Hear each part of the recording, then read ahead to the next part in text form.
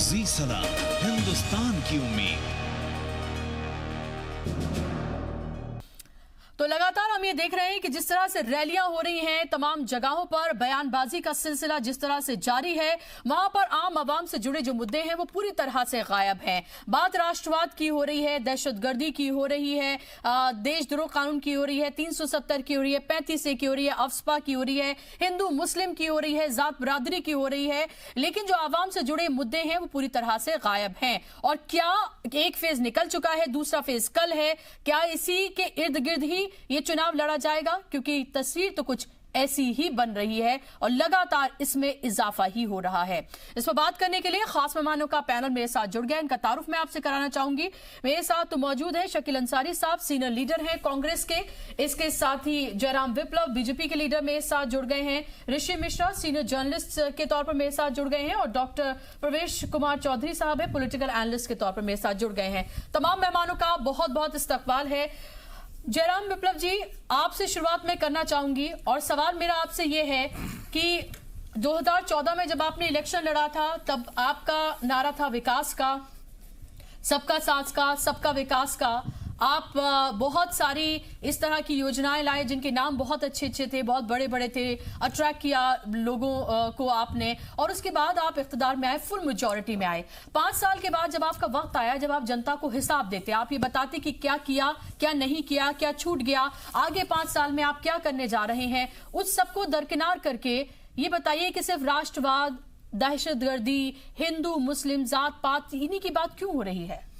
देखिए, 2014 में जब हम चुनाव विकास के मुद्दे पर जीत करके आए थे, तब भी राष्ट्रवाद हमारी पार्टी की विचारधारा के साथ जुड़ा हुआ था। हिंदुत्व का विषय भी पार्टी की विचारधारा के साथ जुड़ा हुआ था। अब 2019 की लड़ाई में जब हम 5 साल के बाद आए हैं, तो जो 5 वर्षों तक सबका साथ सबका विकास की बात करके मोदी जी ने एक देश भर में एक संदेश भी दिया और जमीनी स्तर पर योजनाओं के माध्यम से काम भी किया। पूरे चुनाव अभियान में हर एक मंच से राष्ट्रीय अध्यक्ष अमित शाह जी, माननीय प्रधानमंत्री नरेंद्र मोदी विकास की एक एक योजनाओं पर बात करते हैं, लेकिन राष्ट्रवाद को विकास के साथ जोड़ करके देखना चाहिए। राष्ट्रवाद को छोड़ करके हम नहीं चल सकते और ना ही विकास को छोड़ करके चल सकते हैं। और दूसरी चीज मैं ये बताना चाहता हूं कि देखिए, राष्ट्रवाद को अभी चुनाव और इस एजेंडे पर अगर आप देखेंगे तो ये राष्ट्रीय सुरक्षा का मसला ज्यादा है। राष्ट्रवाद राष्ट्रीय सुरक्षा का मसला बन गया है और पुलवामा अटैक के बाद जो परिस्थितियां भारत के सामने उत्पन्न हुई, जिस प्रकार से सेना ने उसका उत्तर दिया और जिस तरह से 21 दलों ने एक गुटबंदी दिखाते हुए पाकिस्तान के पक्ष में कुछ बातें रखी, जिसका उपयोग पाकिस्तान ने कूटनीतिक तौर पर किया है, पाकिस्तान की मीडिया कर रही है, तो निश्चित रूप से राष्ट्रीय सुरक्षा आज देश के नागरिकों के लिए, मतदाताओं के लिए भी एक महत्वपूर्ण मुद्दा रहेगा। सिर्फ यही नहीं है। आप मुझे बताइए कि अगर आज की रैली की भी बात करते हैं, आज जब वजीर आजम ने रैली की मारा में, तब भी उन्होंने सबसे पहले शुरुआत ही इससे की। उन्होंने कहा कि अगर आप स्कूल का कोई टीचर भी है और अगर वो कमजोर है तो क्या आप अपने बच्चे को पढ़ने के लिए भेजेंगे? उन्होंने कहा कि अगर आप यहाँ पर बैठे हुए हैं, एक मुल्क है, अगर यहाँ पर मजबूत नहीं है लीडर तो क्या आप उसकी भागदौड़ से संभालेंगे? तो मजबूत, मजबूर, इस तरह से बात की जाए और मजबूर इस वजह से दिखाया जा रहा है विप्लव जी कि वहां पर इतने दल मौजूद हैं और आप ऐसा इस तरह की आप सरकार चुनकर भेजें दरअसल जहां पर अलायंस ना हो। खुद आपके साथ 38 से ज्यादा बल्कि 40 से ज्यादा आपके साथ खुद पार्टीज जुड़ी हुई हैं। नहीं, अच्छी बात है ना। हम तो ये नहीं कहते कि एक दलीय शासन हम लाना चाहते हैं, 2 दलीय शासन।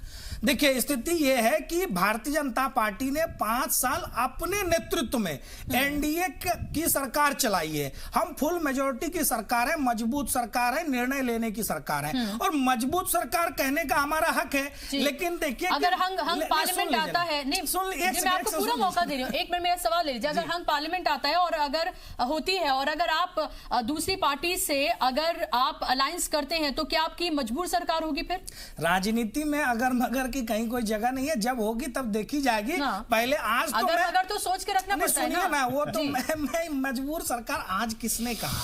ये मजबूर सरकार हमारी पार्टी के किसी नेता ने नहीं कहा, ये हमने तब इस बात पर चर्चा शुरू की है जब मायावती जी, जो महागठबंधन की कथित तौर पर एक बहुत बड़े नेता के रूप में उभरी, उन्होंने कहा कि हमें केंद्र में हमेशा मजबूर सरकार चाहिए ताकि वो हमारी शर्तों पर काम कर सके।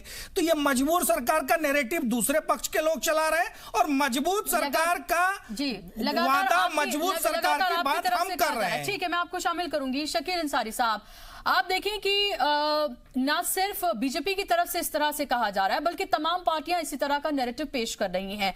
मायावती जाकर ये कहती हैं मुसलमानों से कि आप एक तरफा वोट करिए, आप कांग्रेस को या फिर आप बीजेपी को वोट ना करें, बल्कि महागठबंधन को आप वोट करें क्योंकि वही सेंटर में जा रहा है, और इस तरह की बातें कही जा रही है कि आप बंटवारा ना करें। वहीं जब सिद्धू जाते हैं बिहार में कैंपेन करने के लिए, तो वहां पर वो कहते हैं कि आप 64-65% हैं, आप एक तरफा वोट करिए, आप बटिए मत।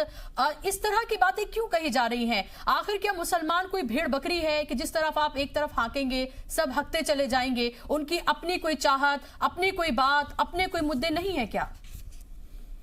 देखिए, सबसे पहले तो आप सरकार की बात कर रही थी, ये क्वेश्चन भी आपका सही है जी, कि जो पिछली सरकार आई थी जिन मुद्दों के बेस पे, जिन्होंने वादे किए थे, किसानों के साथ धोखा किया, नौजवानों के साथ पूरा धोखा हुआ, 2 करोड़ नौकरियों की जगह 2 लाख नौकरियां भी नहीं मिली जी। छोटे बिजनेसमैन को समाप्त कर दिया जीएसटी लाकर। उसमें जीएसटी ला सकते थे, लेकिन जीएसटी जिस तरह से लाया, वो नोटबंदी करके दुनिया का सबसे बड़ा करप्शन इन्होंने किया है जो भी है।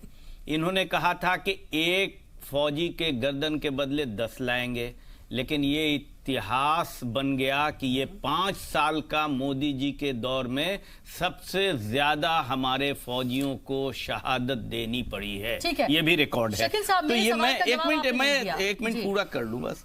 तो मैं ये कह रहा था कि ये जो पुराने वादे इनके थे फेल हो गए, इन्होंने कहा नहीं, इसलिए अब इनको सहारा लेना पड़ रहा है इस तरह से गलत बातों का, सेंटिमेंट को जगाने का। इसलिए अब देखिए, आप बोलिए, आप देखिए, लगातार आप गलत आंकड़े दे रहे हैं साहब। 4 लाख की नौकरी तो रेलवे ने अकेले दे दी, सरकारी नौकरियों की चर्चा आप कर रहे हैं। आपने कहा 2 लाख, डिबेट आप ही कर लीजिए अकेले। अरे तो झूठ नहीं बोलने देंगे ना साहब, नेशनल टेलीविजन पर झूठ मत बोलिए सर, झूठ मत बोलिए। नहीं, मैं आपको काउंटर करने का झूठ बोलने का तो पूरा ठेका आपकी पार्टी आरएसएस के मुद्दे पर बात लेकर रख दिया है। राहुल गांधी के पूरे खानदान ने पिछले 70 वर्षों से झूठ बोला, बोलने के लिए कुछ नहीं है। अगर ऐसा डिबेट होगा तो इनको भी बोलने के लिए अभी तो नए आए हैं, अभी इनके बड़े नेता भी नहीं बोल पाए। अरे आप में हिम्मत हो तो बोल के दिखाइए, सत्य बोलिए, झूठ मत बोलिए साहब। उम्र का बात मत करिए, आप सत्य बोलिए। देखिए, हिम्मत और किसमें हिम्मत नहीं, इस तरह इन्होंने कहा ना कि इनके बड़े नेता हमारे सामने बड़े छोटे क्या बात करते हैं। आप इनकी बातों को भी थोड़ा समझाइए। आप जिस तरह से आप 5 मिनट बोले, अरे भाई साहब नहीं ना बोला, बोले जब आपने झूठ बोलना शुरू किया। अरे झूठ पार्टी के तो आप लीडर हैं, जो आप रिप्रेजेंटेटिव है, झूठ ही परोसती है, झूठ का ठेकेदारी है, झूठ के अलावा कुछ नहीं बोलते हैं नरेंद्र मोदी। और आप भाषण दे रहे हैं, आपको इस तरह से बोलने में आना चाहिए। अरे गरीबी, अरे आपको कहाँ है आपकी ये 5 साल की सरकार, कुछ नहीं कर पाई। इस तरह से भाषण मत दीजिए, आपको यही ट्रेनिंग देके डिस्टर्ब करने के लिए कहा गया। ये झूठ है, झूठ बोलने के ठेकेदार इस मुल्क में नरेंद्र मोदी और टरीपार लीडर, जो टरीपार हो चुका है ना, क्रिमिनल लीडर है जो आपका अध्यक्ष है, वो काफी है ना। संयम आप रखिए, आप इस तरह से बातें मत कीजिए, आप इस तरह की बातें मत कीजिए। आप कट्टर माए, आप बोलिए अरे ठेकेदारी की लिखा ले रखा है प्रधानमंत्री, झूठ बोलेगा, झूठ बोलने की, झूठ है, झूठ है। चलिए विप्लव जी, शकील साहब, ये बहुत गलत बात है। देखिए, इस तरह से तो डिबेट नहीं है। देखिए, इस तरह से डिबेट नहीं, गलत बात। मैंने पहले कहा आप मेरे टर्न में आप इस तरह से कीजिएगा तो नहीं हम बात करते हैं। आप एक आदमी को बुलवाइए, जितना दिल करता है बुलाइए। मेरी आप तमाम लोगों से मेरी गुजारिश है, चारों पैनलिस्ट जो मेरे साथ यहाँ पर मौजूद है, मैं एक एक करके सबको मौका दूंगी। आप कम से कम बीच में 5 बार रोका, ये लगातार झूठ बोलते जा रहे हैं। आप एक काउंटर, अरे आप इस तरह से शर्म कीजिए, बात करने का आप तमीज कीजिए। आप बोल रहे हैं कि झूठ बोल रहे हैं, अरे झूठी पार्टी के आप लीडर हैं, आप क्या बोलेंगे? आपको बोलने का अधिकार है, आपको अभी आप जाके झूठ बोलने का ठेकेदारी जिस पार्टी ने रख रखा है वो पार्टी है कि आप लीडर हैं? आप शर्म कीजिए, आपका आता नहीं है, आप फेलियर है। 15 लाख किसके पॉकेट में आए बता सकते हैं? नौजवानों को आपने कर दिया है और आप बनते चले आ रहे हैं। जबरदस्ती बोलने थोड़ी हो सकता, ये डिबेट ऐसे नहीं हो सकता। गलत, बिल्कुल गलत। आप लोग मैं इस तरह से नहीं बिल्कुल भी डिबेट करने दूंगी। आप मेरे डिबेट को बिल्कुल आप खराब कर रहे हैं। क्या मैसेज दे रहे हैं आप लोगों को? दो पार्टी के लीडर यहाँ पर नेशनल पार्टी के लीडर्स बैठे, दो आप नहीं बोलिए, मैं अपने आपके जब इनको बुला रहे थे आपके टोन में नहीं थे। अच्छा ठीक है, ओके फाइन। और हम बात करें लगातार कि किस तरह से चुनावी बिसात पर मुद्दे जो हैं वो बिखरते जा रहे हैं, जो आवाम से सीधे सरोकार जिन मुद्दों का होना चाहिए उनकी बात ही नहीं हो रही है। यहाँ पर एक दूसरे के ऊपर इल्जाम तराशी हो रही है, जाती हमले किए जा रहे हैं, जात पात की बात की जा रही है, मजहब की बात की जा रही है, राष्ट्रवाद की बात की जा रही है, आतंकवाद की बात की जा रही है, लेकिन बेरोजगारी की, विकास की, इन तमाम मुद्दों की बात नहीं की जा रही है। तमाम मेहमान मेरे साथ मौजूद हैं। ऋषि जी, मैं आपसे बात करना चाहूंगी कि फिलहाल आप लगातार देख रहे हैं, कोई भी पार्टी आप देखें कि इसमें कोई दूध की धुली नहीं है। चाहे मायावती की बात करें, उन्होंने मुसलमानों को लेकर किस तरह से वोट करें, कहां वोट करें, उन्होंने बात की है। अभी हम देखें नवजोत सिंह सिद्धू को हम देखें तो बिहार में क्या बोलकर आए हैं। इसी तरह से तमाम पार्टी का लगभग इसी तरह का हाल है। कोई मुसलमानों के नाम पर इकट्ठा करना चाहता है तो कोई हिंदुओं के नाम पर इकट्ठा करना चाहता है, कोई आतंकवाद के नाम पर तो कोई राष्ट्रवाद के नाम पर। लेकिन इन सब के बीच आप ये देखें जो आवाम के मुद्दे हैं उनकी कोई बात ही नहीं करना चाहता। बिल्कुल, मैं आपके बात से सहमत हूं कि जो बेसिक कोर मुद्दे हैं, जो जनता से जुड़े हुए मुद्दे हैं, चाहे वो शिक्षा हो, हेल्थ हो, क्या कहते हैं, पानी हो। आज मैं कल एक आर्टिकल पढ़ रहा था, मराठवाड़ा जो महाराष्ट्र है, ये विदर्भ जो एरिया है, वहाँ लोग 4-4 किलोमीटर जाके पानी पीने के पानी लाते हैं। तो जो इशू है, पानी है, शिक्षा है, हेल्थ है, सड़क है, बिजली है, इस पे बात होनी चाहिए। लेकिन मैं ये कहना चाहता हूँ कि पुलवामा घटना के बाद एक बात तो मैं 100% सहमत हूँ, पुलवामा घटना के बाद जो भारत के राजनीति का नैरेटिव बदला है, वो कहीं ना कहीं राष्ट्रवाद जो है, खासकर भारत के उत्तर भारत के उत्तर भारत के जो मध्यम वर्ग है उस पे कहीं न कहीं राष्ट्रवाद का इन्फ्लुएंस है। ये आप फर्स्ट फेज के चुनाव में भी आप देखी होंगी, और सेकेंड फेज में भी मैं समझता हूँ कहीं न कहीं एक राष्ट्रवाद बड़ा मुद्दा है। लेकिन जो कोर इशू है उसको कहीं न कहीं हर पॉलिटिकल पार्टी को टारगेट करना चाहिए। दूसरी बात ये है कि देखिएगा कि धर्म की जो पोलराइजेशन की बात, मैं सबसे पहले मैं मायावती जी का आलोचना करना चाहता हूँ कि सबसे पहले उन्होंने देवबंद से शुरुआत किया और एक खास धर्म के लोगों को आप कह रहे हैं कि पोलराइज करने की बात कर रहे हैं कि आप बटे मत। तो आप क्या मैसेज देना चाहते हैं? आप दलित के नेता हैं, आप एक गरीब तबके के सबसे बड़ी नेत्री हैं, और आप किस प्रकार की बात कर रही हैं कि एक खास धर्म को टारगेट करके कर रही हैं कि पोलराइज कीजिए, पहली बात। दूसरी बात, नवजोत सिंह सिद्धू ने जिस प्रकार से किशनगंज में पोलराइजेशन की बात की है कि 60% से ज्यादा मुसलमान हैं, आप एक हो जाओ। एक क्या है? क्या हिंदू जो भारत में जो हिंदू हैं, क्या वो भारत के हिस्सा नहीं है? या कोई पार्टी मुसलमान को टारगेट करता है कहीं, तो क्या मुसलमान जो है भारत का हिस्सा नहीं है? तो इस प्रकार से जो पॉलिटिकल पार्टी एक जो, क्योंकि देखिए भारत जो है भावनात्मक मुद्दे पे कहीं ना कहीं जनता फंसती हुई नजर आ रही है। आप इतिहास में भी देखिएगा, मैंने आपके चैनल पे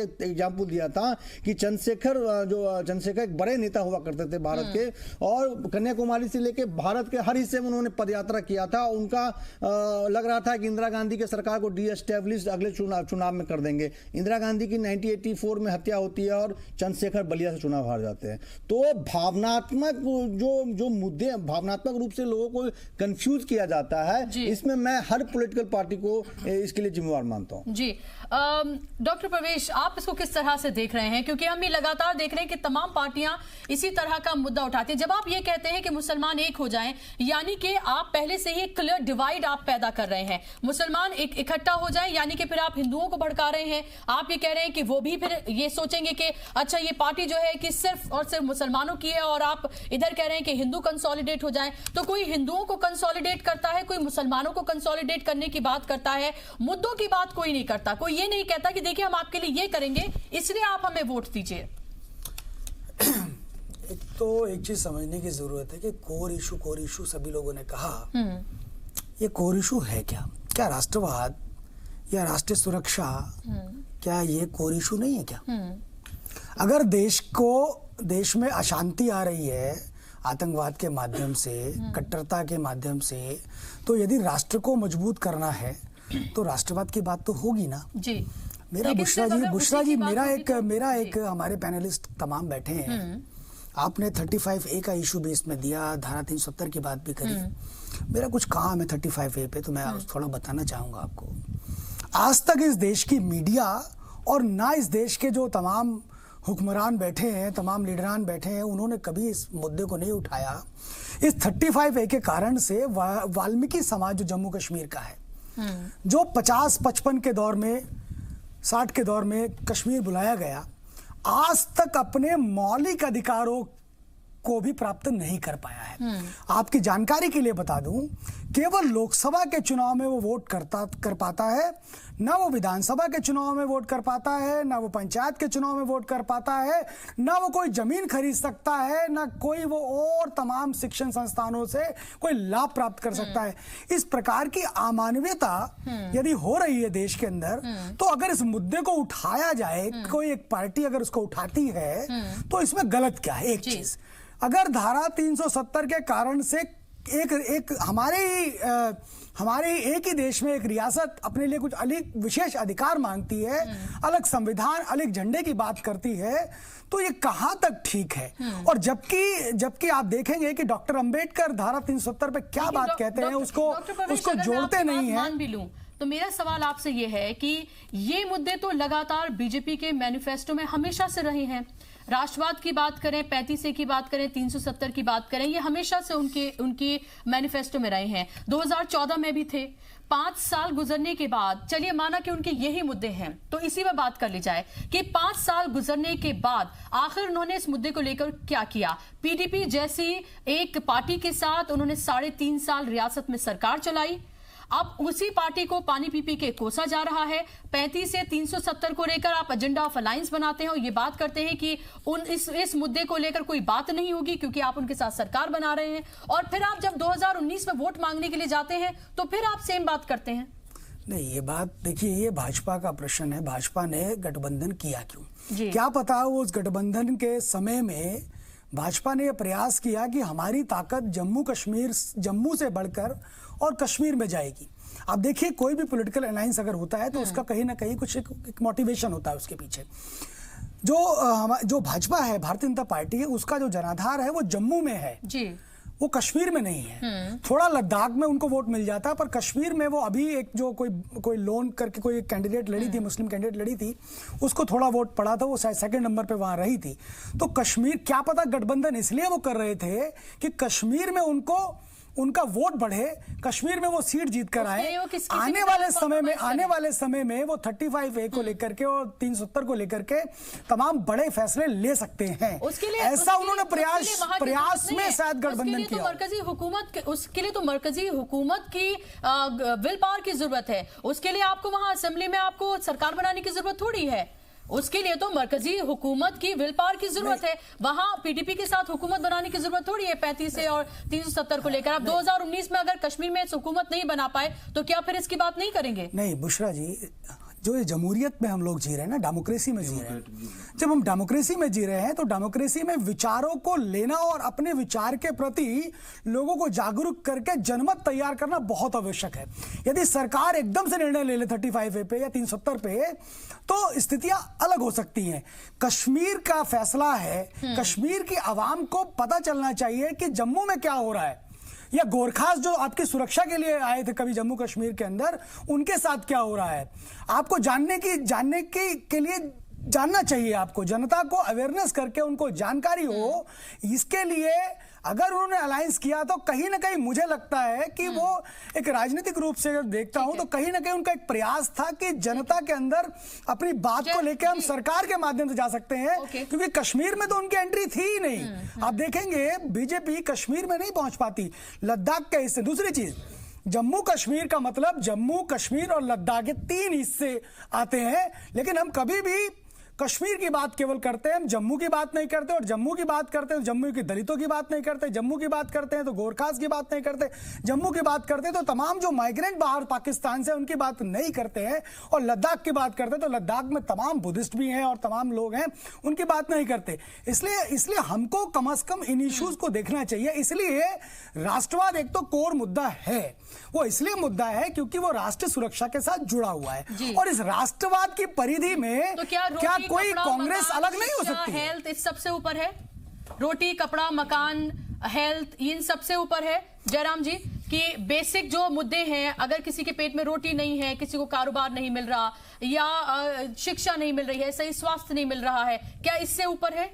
मैंने शुरुआत में ही कहा विकास के साथ राष्ट्रवाद चलेगा, और राष्ट्रवाद यहाँ पर राष्ट्रीय सुरक्षा के मायनों में इस्तेमाल किया जा रहा है। आप विभिन्न पार्टियों के मैनिफेस्टो पर चर्चा पीछे भी हुई, आज फिर से एक बार याद दिला दें। हमारी मैनिफेस्टो में किसानों को लेकर के जो किसान सम्मान निधि की बात हुई, उसको सभी किसानों तक ले जाने की बात है। अभी हमारे मित्र कह रहे थे मिश्रा जी कि पानी की समस्या का जिक्र उन्होंने किया। भाई पहली ऐसी किसी पार्टी का मैनिफेस्टो है जिसमें हमने कहा कि पानी को लेकर के एक अलग मंत्रालय ही बनाएंगे। तो मैनिफेस्टो में सभी प्रकार की समस्याओं का और एक खाका हमने देश के आने वाले आधारभूत संरचना के विकास का रखा है। आप आगे आने वाले वक्त की बात कर रहे हैं, पिछली बात क्यों नहीं कर रहे आप? पिछले 5 साल की बात आप क्यों नहीं कर रहे, जब आप आने वाले की बात कर रहे हैं? कैसे करना चाहिए मैं बताऊं ना आपको बुशरा जी। रोज हम टेलीविजन डिबेट्स में बताते हैं, जब तक कि एंकर ये नहीं कह दे कि देखिए ये आपके भाषण का मंच नहीं है, अब आप शांत हो जाइए, तब तक रोज गिनाते हैं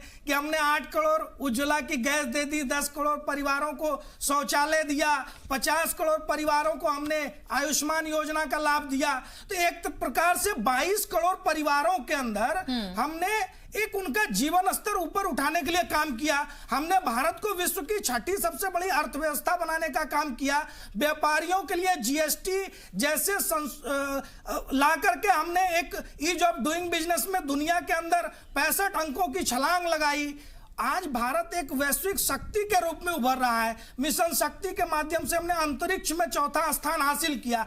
उपलब्धियों की एक श्रृंखला हम रोज गिनाते हैं, लेकिन उसके टीवी डिबेट से लेकर के चुनावी मंच तक। अब एक छोटा सा मुझे आप महदूद क्यों हैं? क्योंकि तमाम जितनी भी रैलियां हम देखते हैं, आपके टॉप लीडर से लेकर बॉटम लीडर तक, कोई भी इसकी बात करते हुआ कहीं पर नजर नहीं आता। आप चाहे तो ऑन रिकॉर्ड आप तमाम रैलियां निकाल कर मैं रोज रैली देखता हूं, मेरा भी काम है रैली देख के सीनियर लीडर से सीखने का, समझने का। 40 मिनट की 30 मिनट की रैलियों में भाषण होते हैं, लेकिन टेलीविजन मीडिया उसमें से अपने हिसाब से चीजों को निकाल करके दिखाता है। अब मैं 2 चीजों की चर्चा करके अब जरूर करना चाहता हूं। देखिए मायावती जी ने जो शुरुआत की और सिद्धू जी ने जो कहा, उन्होंने एक समुदाय से जो अपील कर दी, उन्होंने कहा कि मुस्लिम समुदाय को हमारे साथ खड़ा होना चाहिए, मोदी को हम सुलटा देंगे, ऐसा सिद्धू जी का बयान था। तो क्या वो दूसरी तरफ दूसरे अन्य जो समुदाय है, अदर कम्युनिटीज हैं, उनको पोलराइज वो कर दे रहे हैं? खुद ही उन्होंने एक सेल्फ गोल खुद ही कर दिया कि भाई ये तो हमारे साथ है, बाकी का हम नहीं जानते। क्यों 130 करोड़ भारतीयों की बात इस देश में कौन करता है? इस देश में एकमात्र पार्टी है, एकमात्र नेता है भारत के प्रधानमंत्री। जब भी बात करते हैं 130 करोड़ हिंदुस्तानियों की बात करते हैं। ठीक है, मैं शकील साहब से जवाब ले लेती हूँ। शकील साहब ये मुझे बताइए कि आखिर नवजोत सिंह सिद्धू ने जो कहा है, क्या आपकी पार्टी उससे अग्री करती है? मायावती ने जो कहा, मैं उसका जवाब आपसे नहीं ले सकती, लेकिन एक लीडर होने के नाते आप उस पर बात कर सकते हैं। लेकिन नवजोत सिंह सिद्धू ने जो कहा, क्या आप वाकई में उससे अग्री करते हैं कि अगर मुसलमानों से ये कहा जाए कि मुत्तहिद होकर आप यकमुश्त एक जगह वोट करें, क्या ये पॉसिबल है? और आप किस हक से और किस तरह से कह रहे हैं और क्यों कहा जा रहा है? देखिए, इस देश में मुस्लिम के नाम पर सियासत चल रही है जी, और करने का प्रयास और उसको पोलराइजेशन करने का जो पार्टी काम कर रही है वो आप जान रही हैं। सवाल यह है कि सिद्धू ने क्या बयान दिया नहीं दिया वो अलग बात है, लेकिन इस देश में हिंदू, मुस्लिम, सिख, ईसाई सब बसते हैं। शकील साहब, अगर आप ये इल्जाम जो है बीजेपी पर लगाते हैं तो ये इल्जाम तो आप पर भी इक्वल लगेगा और जवाब तो आपको भी देना होगा। आप इस तरह से हल्के से कह के सिद्धू ने क्या कहा नहीं कहा कह के नहीं निकल सकते। आपसे जवाब, अगर आप एक सीनियर लीडर है पार्टी के, तो आपको जवाब देना चाहिए कि आखिर क्यों कहा उन्होंने ऐसा और क्या उन्हें क्या कारणों को बारे में वो चूंकि किशनगंज में वो बोल रहे हैं, किशनगंज में वो क्यों बोल रहे हैं वो अलग बातें हैं। मैं ये कह रहा हूं कि कांग्रेस पार्टी इस पर विश्वास नहीं करती है। तो आपकी पार्टी के बहुत सीनियर लीडर हैं पंजाब के, आपके कितने सीनियर लीडर हैं, आपके स्टार प्रचारक हैं वो, आपके इतना बड़ा जो स्टेट है पंजाब, वहां पर वो मिनिस्टर हैं।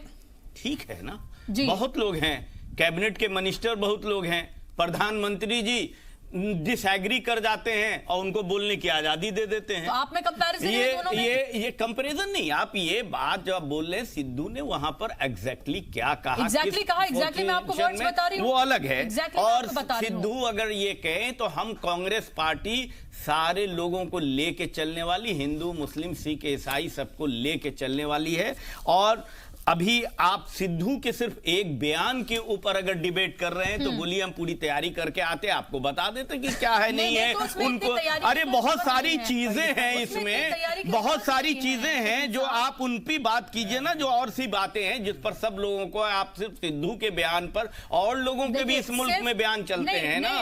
और अभी इमरान प्रधानमंत्री का भी बयान है कि उनसे जब वो इस तरह के बयान देते हैं, आपकी पार्टी के एक सीनियर लीडर अगर इस तरह का बयान देते हैं तो आप और तमाम लोगों को बात करने का मौका देते हैं, आप डाइवर्ट कर रहे हैं चीजों को, हम मानते हैं। तो ये तो ठीक है ना, दूसरे लोगों को तो फायदा पहुंचेगा अगर उनको है तो उस पर मैं कह रहा हूं कि ये स्टेज ऐसा नहीं है ना, ये डिबेट पार्टी हमारी एग्री नहीं करती है इस तरह की बातों को, मैं ऑफिशियल बोल रहा हूं। अब बाकी इफ बट क्या होना वो अलग है। सिर्फ सिद्धू के बयान पर ये डिबेट अगर आप रखते तो मैं सिर्फ उसी पर बात करता और कुछ बात नहीं करता। अभी नहीं तो आप हो गए ना, सिद्धू की बात पर हम कह रहे हैं कि वो उस तरह की जो भी बातें हैं कांग्रेस पार्टी विश्वास नहीं करती है। कांग्रेस पार्टी सबकी पार्टी है, सबके लिए काम करती है, देश के लिए करती है।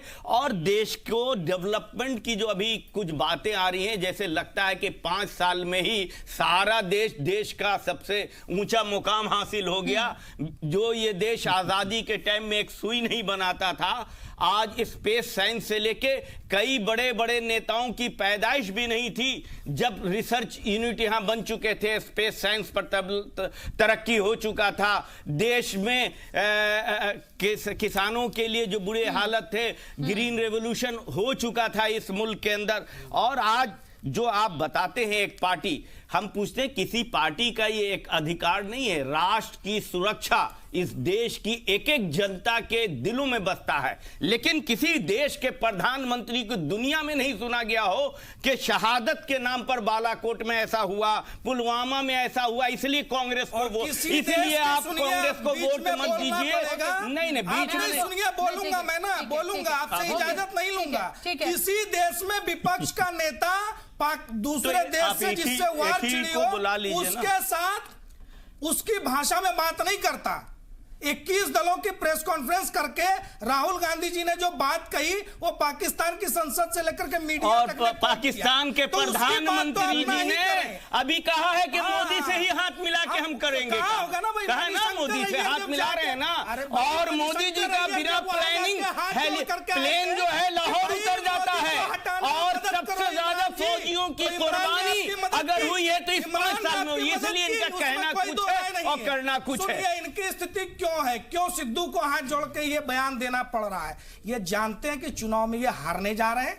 21 दलों का फिर से 2-3 दिन पहले प्रेस कॉन्फ्रेंस हुआ। ये अन्याय है, आपके पास अन्याय है, हम लोगों को तो बड़ा मुश्किल है। अरे वो अन्याय 55 वर्षों में आप भी किया था ना भाई, जिसके अन्याय की आप बात कर रहे हैं। राहुल गांधी अगर एक ही आदमी का इंटरव्यू कर लीजिए ना, अच्छा रहेगा। यूपीए के शासनकाल में भी आप इंटरव्यू कर लीजिए, तब क्यों ऐसा लगता है कि यहाँ मॉडरेटर की जरूरत ही नहीं है। एक आदमी का अच्छा ठीक है, ओके, डिबेट नहीं है ना, ओके, एक मिनट, ये डिबेट नहीं है, नहीं ये डिबेट नहीं है, नहीं आप ही बोलिए ना। चलिए मैं उन दोनों लोग को शामिल करें।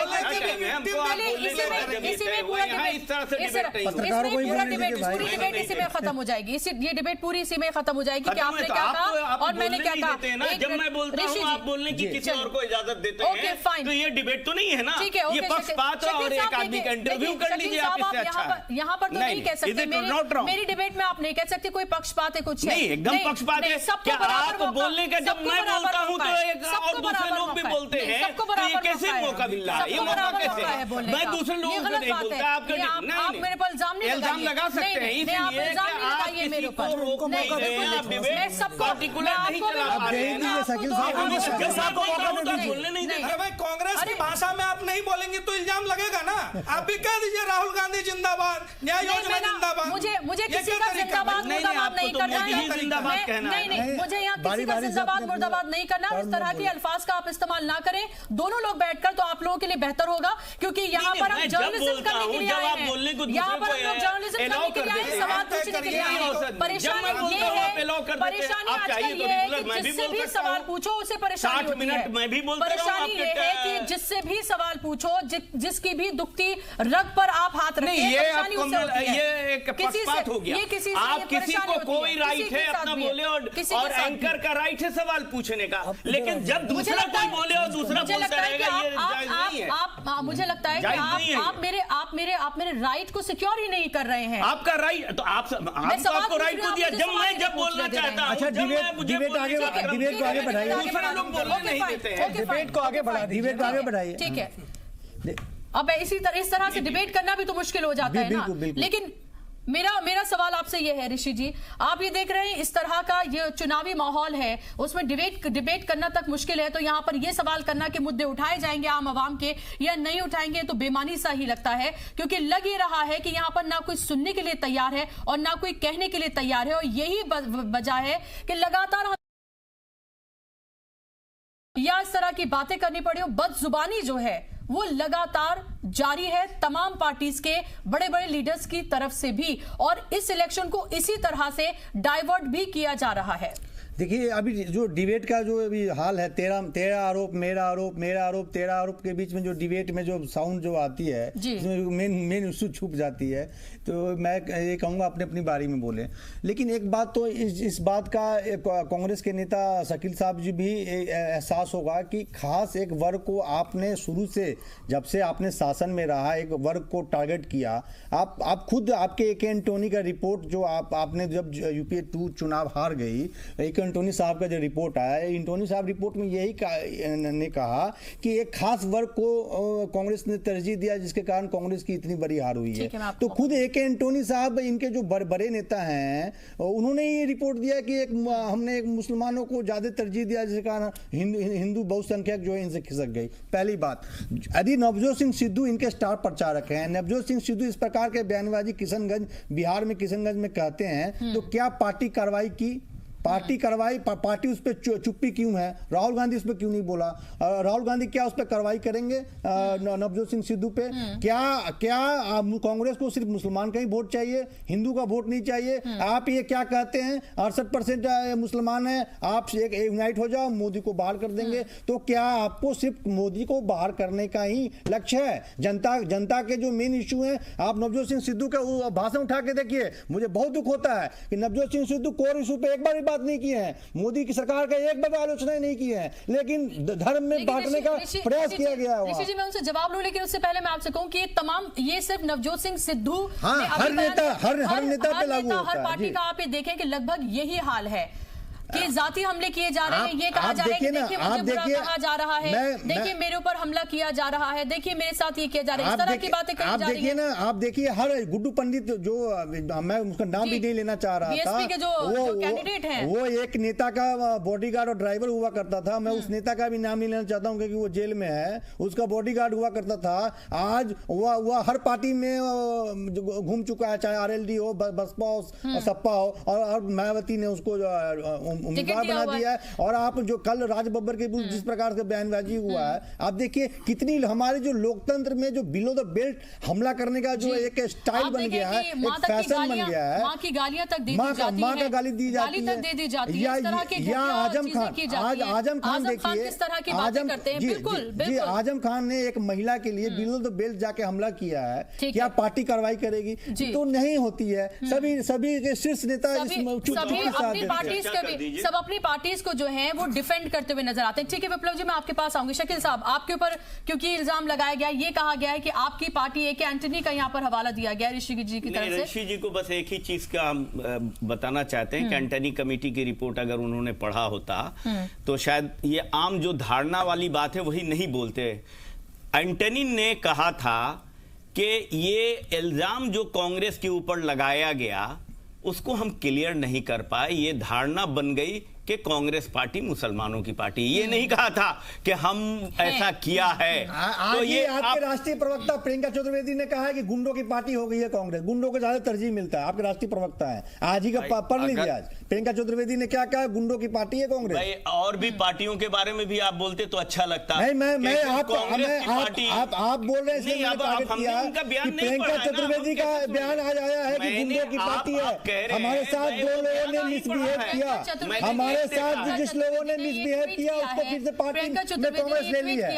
आप अपने राष्ट्रीय प्रवक्ता जो महिला है उनकी सुरक्षा नहीं कर पाते हैं तो अन्य के बारे में क्या बोलिएगा? और फिर शामिल कर लिया गया। बिल्कुल, ये प्रियंका चतुर्वेदी ने जो है वो ट्वीट किया है। जी, तो महिला नारी शक्ति का सम्मान क्या है किस दल में, ये दिखाता है उनका ट्वीट। किसी चीफ मिनिस्टर को इलेक्शन कमीशन कैंपेन से रोक देता है, वो तो बहुत ही बीच में जी अच्छा पावर दिखाता है। लेकिन विप्लव जी, आपने बात कर दूं, अगर इनका हो गया हो, इन्होंने एक बात कही कि हमारे ऊपर ये धारणा बन गई, ऐसा उस रिपोर्ट में था।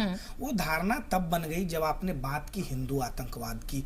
वो धारणा तब बन गई जब आपके प्रधानमंत्री ने प्रधानमंत्री के पद पर रहते हुए कहा कि इस देश के संसाधनों पर पहला हक मुस्लिमों का है। ये धारणा तब ऐसा धारणा हिंदू समाज में बना होगा जो एंटोनी जी ने उस नब्ज को पकड़ करके रिपोर्ट दी होगी। ये आपका मसला है। लेकिन आज उसी मिसाल पर क्यों आगे बढ़ रहे हैं सिद्धू क्यों कह रहे हैं? क्योंकि क्या कांग्रेस पार्टी ने यह मान लिया है कि उनकी खटिया खड़ी हो गई है, समाज उनको वोट नहीं देने जा रहा? तो लेकिन मेनका गांधी के बारे में आप क्यों नहीं बात करते हैं?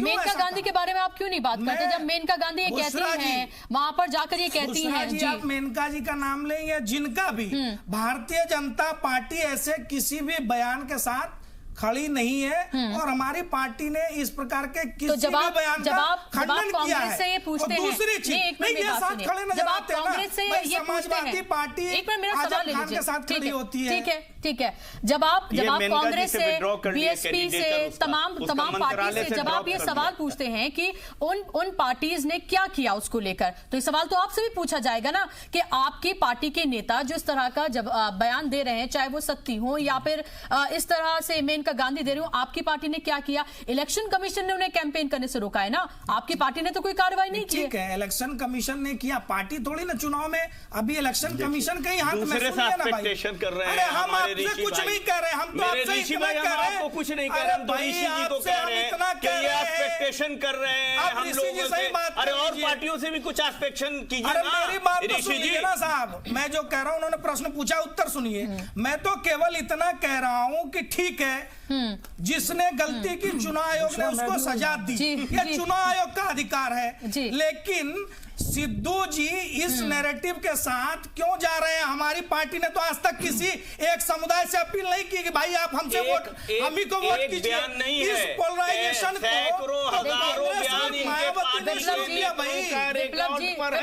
दूध का धुला कोई नहीं है। 1000 बयान है। ये इस तरह से मत करिए। अगर सिद्धू पे सवाल पूछ रहे हैं तो आपके लिए भी सवाल पूछे जाएंगे। प्रधानमंत्री के बयान के कांग्रेस पार्टी मुसलमानों की कुर्बानी हमारे फौजियों की उसके नाम पर वोट मांग रहे हैं। इलेक्शन कमीशन में भी मामला है और सुप्रीम कोर्ट कह रहा है कि कार्रवाई कर दिए। शर्म करो, कुर्बानी पर मांग रहे हो। बांग्लादेश को बना दिया, 93,000 पाकिस्तानी फौज सरेंडर करा दिया। और जनता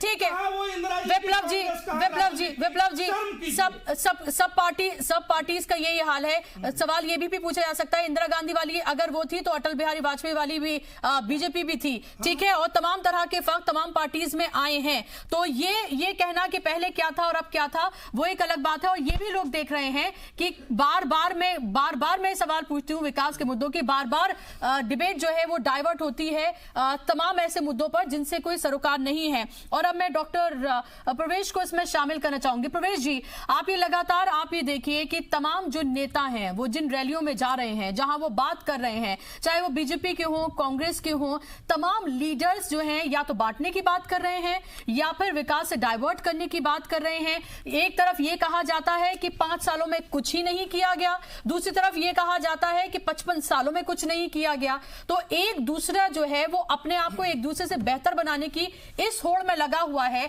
कि उसे यही नहीं फिक्र है कि दरअसल उसे किन मुद्दों पर बात करनी है।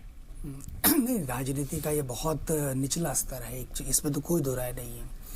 जनता विकास के साथ जुड़ी है, राष्ट्रवाद, विकास, राष्ट्रीय सुरक्षा, तमाम साथ सारी चीजें चलती हैं एक चीज।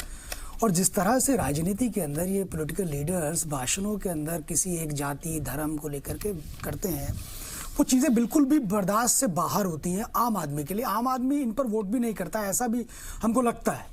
जी, ऐसा वोट ऐसा नहीं है कि सारे, ऐसा नहीं है कि सारे मुसलमान एक साथ गुड्डू पंडित जैसा अगर कैंडिडेट बीएसपी चूज करती है तो उसने कुछ तो देखा होगा ना अरिथमेटिक के, वो उसने उसको कैंडिडेट बनाया है, ठीक है। तो मैं यही बोल रही हूँ, आप ये इस देश में मायावती की एक ऐसी पार्टी है, बहुजन समाज पार्टी, जिसमें कोई भी रोड चलता हुआ अगर जेब कतरा भी है, अगर उसके पास 1-2 करोड़ रुपए हैं तो जाकर टिकट ले सकता है। उसमें कोई बहुत बड़ा विषय मायावती के लिए नहीं है एक चीज।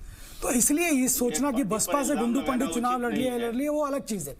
लेकिन मेरा मानना यह है कि राजनीति में इस तरह का नहीं होना चाहिए। हम लोग जिस क्षेत्र से आते हैं, वो क्षेत्र से आते हैं, मैं वहाँ की एक छोटा सा सोहर एक हमारे यहाँ गाया जाता है, मैं उसको बता दूं। हमारे यहाँ कहा जाता है कि एक मुस्लिम महिला उसके भाभी के लिए वो गीत गाती है, तो कहती है कि अल्लाह मियाँ भौजी को दियो कन्हैया जी सो लाल। तो ये भारत ऐसा है ना, एक ऐसा भारत है जहां पर एक मुस्लिम महिला भी कन्हैया जैसा बच्चा चाहती है ना। तो ये इस तरह की है। लेकिन हाँ, ये सियासतदान ऐसा इनको गलतफहमी हो गई है या मुगालते में है कि ये इस तरह की बात करेंगे तो देश की आवाम जो है वो इनके पक्ष में वोट डालेगी। आज मुसलमान भी बहुत तेज है, वो भी पढ़ा लिखा है, उसके जीवन स्तर में भी बदलाव आया है जी, इसमें कोई दो राय नहीं है। अभी आप देखिए कि अभी मैं पीछे गया था जनपद पर, बहुत बड़ा उनका एक हुनर करके एक स्कीम इस एनडीए गवर्नमेंट ने निकाली।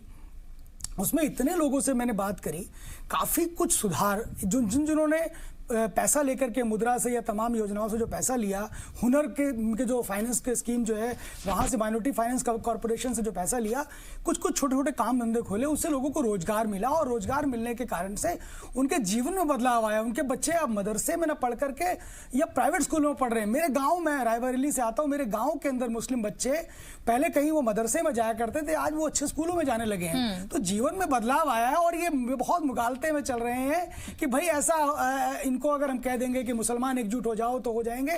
वो कांशी राम जी का दौर था बहुजन समाज पार्टी में, जहां पर एक एजुकेशन का लेवल बहुत नीचे था। आप देखिए आज 60% लोग पढ़ लिख गए हैं। तो हमारे यहाँ हम तो, मेरा तो काम इन सब चीजों पे रहता है, इसलिए मैं बता रहा हूं आपको। आज शिक्षा का स्तर बढ़ गया है, लोग सोचने लगे हैं। सोशल मीडिया का जमाना बहुत हाई चल रहा है, वो लोगों को वो चीजें जज करने लगे हैं कि भाई हो क्या रहा है, ठीक है नहीं।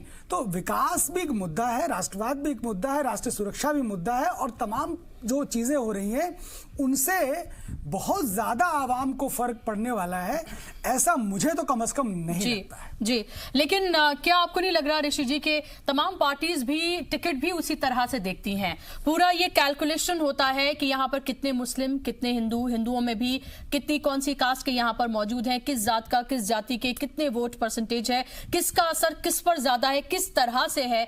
इसी तरह से टिकट्स में बांटे जाते हैं और आखिर में जब इलेक्शन हो रहा होता है तो बहुत हद तक इसी के इर्द गिर्द कम से कम कुछ रियासतों में तो इसी तरह से होता है। देखिए, ये बिल्कुल एक कड़वी सच्चाई है कि टिकट जो है कास्ट फैक्टर को साधते हुए ही दी जाती है। खासकर जहाँ से मैं हूँ, बिहार से, बिहार में आप देखिएगा कि जो छोटी मोटी 4-5 पार्टियां जो बनी है, चाहे वो वीआईपी पार्टी बनी है या उपेंद्र कुशवाहा की जो पार्टी है, क्या है वो कुशवाहा की पार्टी है, वीआईपी खुद कहती है मैं मलाह का पार्टी है। तो आज का या यूपी में देख लीजिए, यूपी में जो ओम प्रकाश राजभर है, कहते हैं राजभर की पार्टी है। निषाद पार्टी का नाम भी क्या होता है, निषाद पार्टी होता है। तो हर जिस प्रकार से जात पात जिस प्रकार से लोकतंत्र में इन्वॉल्व है, उससे कहीं ना कहीं लोकतंत्र का बहुत बड़ा नुकसान हो रहा है। यदि हमें इस सबसे ऊपर उठना है, हम जब वर्ल्ड पटल पे जब जाते हैं तो सोचते हैं हम चाइना को काउंटर करें, अमेरिका को काउंटर करें। तो आप चाइना अमेरिका को काउंटर कैसे कीजिएगा जब तक आप जात पात में फंसे रहिएगा। और इसके लिए सबसे मैं नेताओं को कम, पॉलिटिकल पार्टी को कम इसका जिम्मेवार मानता हूँ, आम पब्लिक को मानता हूँ। मैं ब्राह्मण हूँ, मैं पागल हो जाता हूँ। जो कोई ब्राह्मण आता है हमारे यहाँ तो हम कहते हैं अरे भाई मेरा मसीहा आ गया। हम उस मांसाहार के लोगों को मसीहा मान लेते हैं। अरे वो मसीहा नहीं है, वो अपना जेब भरने आ रहा है बेचारा, वो अपना बेचारा स्टेबिलिटी करने आ रहा है, अपने बाल बच्चा को वो दिल्ली में लुटियन जोन में मकान देने आ रहा है। जनता का कोई काम करने नहीं आता है, चाहे वो कोई भी पॉलिटिकल पार्टी का हो। 5 साल में आप पूछ लीजिए वहां के लोगों से, वो 5 बार भी गया हो उससे मिलने, काम तो दूर की बात है। तो है ये हम आम इंसान की ये गलतफहमी है कि उस हार मांस को हम मसीहा मान लेते हैं। जी, लेकिन विप्लव जी, आप ये कहेंगे कि हमारी पार्टी में ऐसा नहीं होता है। तो देखिए, ऐसा आप हर नहीं पार्टी कहिएगा, में हर पार्टी का है। लेकिन मेरा आपसे सवाल ये है कि ऐसे में हम ये देखते हैं कि जो एक पढ़ा लिखा, एक नौजवान उम्मीदवार, अगर आप जैसा पढ़ा लिखा नौजवान उम्मीदवार भी कहीं से लड़ने लगे और कहीं आपका कास्ट फैक्टर गड़बड़ा जाए तो आप हार जाएंगे, और जो जिसका कास्ट फैक्टर सही बैठ रहा होगा, जिसको दूसरी पार्टी ने टिकट दिया होगा, वो जीत जाएगा। तो क्या आपको नहीं लगता कि इस सिमत भी काम करने की जरूरत है? देखिए बुसरा जी, अभी भी निशान दिख रहा होगा, मैं वोटिंग करके आया हूँ फर्स्ट पेज में। जो मैंने जनता के बीच में जाकर के अभी चुनाव के दौरान देखा, अब बहुसंख्यक रूप से, मतलब इसको अल्पसंख्यक बहुसंख्यक नहीं, मेजॉरिटी में, ज्यादा संख्या में लोगों ने इस बार विकास के मुद्दे पर, राष्ट्रीय मुद्दों पर बाकी सारी चीजों को भूल करके वोट किया है। और देश बदल रहा है, देश के मतदाता भी समझदार हैं। मैं कई ऐसे नाम आपको गिनवा सकता हूं जिनको टिकट मिल गए, उनकी जाति का कोई आधार नहीं, वो भी पार्टी के नाम पर, राष्ट्रीय मुद्दों के नाम पर, मोदी जी के नाम पे पिछली बार जीत करके आ गए थे। और इस बार भी कमोबेश ऐसे ही हालात हैं। चलिए देखना होगा कि किस तरह के हालात जो हैं वो बदलते हैं। शकील साहब, आपका लास्ट कमेंट। देखिए, अभी जब ऋषि जी कह रहे थे, ये सामाजिक परिवर्तन का इशू है। जो गरीब, ओबीसी, दलित समाज अभी तक ऊपर नहीं आए हैं, सियासत में प्रॉपर उनको नहीं जगह मिली है। मंडल कमीशन आने के बाद भी उनके रिजर्वेशन की प्रक्रिया उस तरह से पूरी नहीं हुई है, तो वो चाहते हैं अपना हक लेना। और उस हक लेने के लिए, मैं ये पॉलिटिकल उद्देश्य से बोल नहीं रहा हूँ, ये एकदम हक लेने के लिए वो छोटी बड़ी पार्टियां उनकी बन रही हैं। तो ये कहिएगा तो पहले भी आप देख लीजिए, मुसलमानों का सबसे ज्यादा वोट लिया। आप पूछ लीजिए सेंट्रल गवर्नमेंट में कितने मुस्लिमान एम्प्लॉय हैं, या स्टेट गवर्नमेंट में कितने मुसलमानों को भागीदारी है। मैं पार्टी की बात नहीं कर रहा।